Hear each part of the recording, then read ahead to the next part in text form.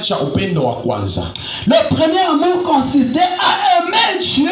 Upendo wa Mungu ilikuwa ni kumpenda Mungu. Parce qu'ils aimaient Dieu. Kwa sababu walimpenda Mungu. Ils aimaient Dieu, ils mettaient Dieu en priorité dans tout ce qu'ils faisaient. Yani walimweka Mungu kuwa wa kwanza katika kila wanachokifanya. C'est-à-dire, ils ne mettaient pas d'abord les activités en priorité. Yani hawakuweka mambo yao kwanza, Mungu kwanza. Ils ne mettaient pas d'abord leurs études en priorité. Hawakuweka elimu zao mbele. Ils ne mettaient pas, je ne sais pas moi, leurs entreprises en priorité. Hawakuweka kampuni zao mbele kwanza. Ils ne mettaient pas quoi que ce soit en priorité. Yani hawakutanguliza nini yoyote mbele. J'ai entendu papa dire, nimemsikia mzazi hapa akisema, lorsque vous voulez même aller au service, anasema ukitaka kwenda hata kazini, papa anamwambia mzee wa kanisa, lorsque vous voulez même aller au service, anasema ukitaka kwenda hata kazini, réveille-toi, viens ici à 5 heures. Kabla ya kwenda kazini, ingia kwanza hapa, tu pries,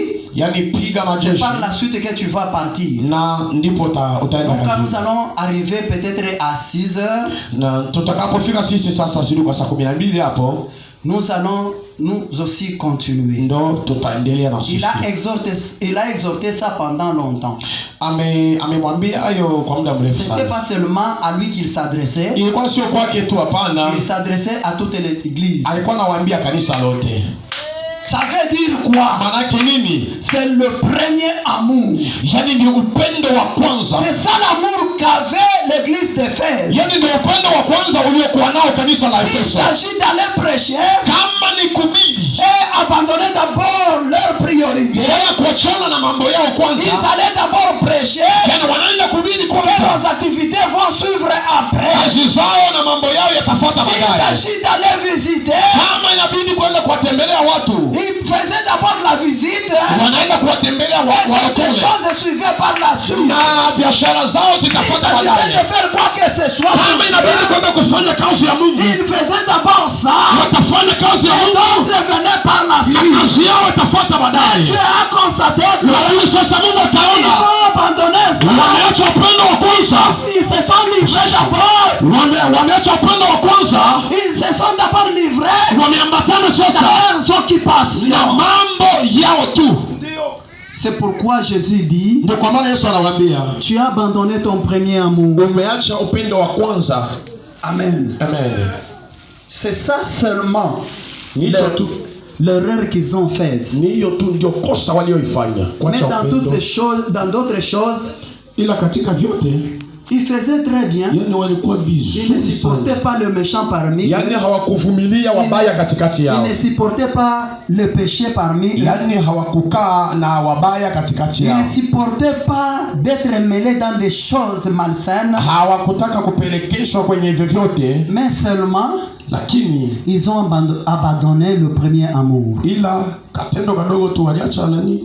Ils ont abandonné le premier amour qui consistait à mettre Dieu dans la priorité. Yani waliachana na upendo wa kwanza ambao wangemweka kwanza Mungu mbele ya kila kitu. C'est pourquoi Dieu le reprochait. Ndio kwa maana Mungu amewaambia haya.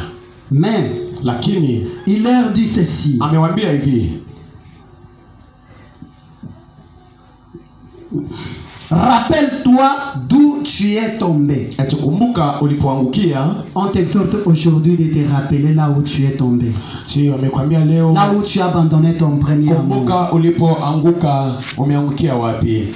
Change et reviens à ta conduite première. Badilika na urudi kwenye mwenendo wako wa kwanza. Amen. Amen. Sinon je viendrai à toi. Kama sivyo nitakujia. J'ôterai ton chandelier de sa place et tu ne changes pas. Si tu ne changes pas. Répétez plus. Répétez plus. J'ôterai ton chandelier de sa place si tu ne changes pas. Nitatoa chandelier, c'est comme la lampe. Nitatoa taa iliyo ndani yako na utakuwa kama ulivyo. Voici pourtant une chose que tu as en ta faveur. Angalia ni kitu cha thamani sana nimekupa. Tu détestes les œuvres des Nicolaïtes tout comme moi. Una uzalau kazi za Nikolaiti kama mimi vile nayo kama unavyonizalau sasa mimi. Amen. Amen. Mungu kazi yake iko natafuta hapa. Kazi ya Mungu anayotaka hapa, c'est que Dieu veut aujourd'hui. Mungu anachokitaka hapa, il veut que tu rentres dans la conduite première. Anapenda urudi katika mwenendo wako wa kwanza. Parce que c'est là où il te voit et il se réjouit. Maana ndipo anapokuona na tout ce qu'il est en train de t'exhorter, na kila anachokuambia, tout ce qu'il est en train de te demander, kila anachokuonyesha, pour que tu rentres dans la première conduite. Ili urudi katika mwenendo wako wa kwanza. Premier amour. Au katika upendo wa kwanza. Tu t'attachais à lui. Hapo utambatana naye. Tu faisais la priorité. Ulipokuwa unafanya kazi yote, c'était Dieu. Ulikuwa unafanya kazi yote Mungu kwanza. Ndio anachopenda. Pour que tu ailles hériter la vie éternelle. Ili ukaone ufalme wa mbingu. Parce que là à la fin il dit que maana mwishoni anasema que celui qui a les oreilles, anasema mwenye masikio entende ce que dit l'esprit à l'église. Asikie asemacho Roho kanisani. Et celui qui vaincra, na atakayeshinda, il y aura une récompense. Yeye atapata taji. C'est-à-dire, manake nini? lorsque tu vas tenir ferme, utakaposimama sasa, lorsque tu vas marcher dans la droiture, utakaposimama lorsque tu vas marcher dans le premier amour, utakapoenda kwenye upendo, lorsque tu vas marcher dans la fidélité, utakaponyenyekea, lorsque tu vas marcher en obéissant à la parole de Dieu, lorsque tu vas marcher en pratiquant la justice et la haki ya Mungu, tu seras récompensé. Na utabarikiwa. La récompense, d'abord la première récompense, baraka la kwanza, c'est la vie éternelle. Uzima wa milele. En dehors de la vie éternelle, na baada ya uzima wa milele, il y aura une couronne. Ipo taji ya uzima. Cette couronne est réservée hiyo taji ni pour le vainqueur. Taji ni ziada ya washindaji. Jésus-Christ sait très bien que sur cette terre où nous sommes, Yesu anajua vizuri hapa duniani, il y a un combat. Yani duniani tunapiga vita.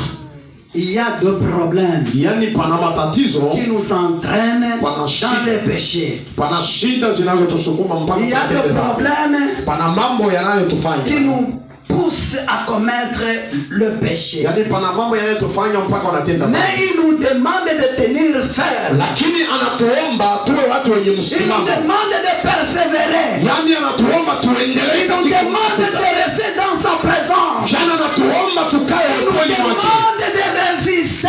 Anatuomba tusimame. De résister. Jani tusitetereke. Pour que nous soyons de vainqueurs. Ili tukashinde. Et nous serons récompensés. Na tutabarikiwa na Mungu. Amen. Amen. Maintenant, on va nous lire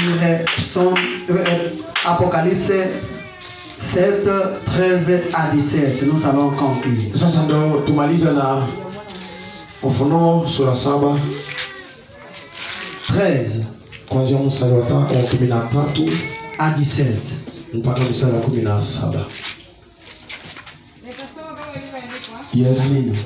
Akajibu mmoja wa wale wazee, akaniambia, "Je, watu hawa waliovikwa mavazi meupe ni akina nani? Na wametoka wapi?" Nikamwambia, "Bwana wangu, wajua wewe." Akaniambia, "Hao ndio watakao katika dhiki ile iliyo kuu. Nao wamefua mavazi yao na kufanya meupe katika damu ya Mwana-Kondoo. Kwa hiyo wako mbele ya kiti cha enzi cha Mungu, nao wanamtumikia mchana na usiku katika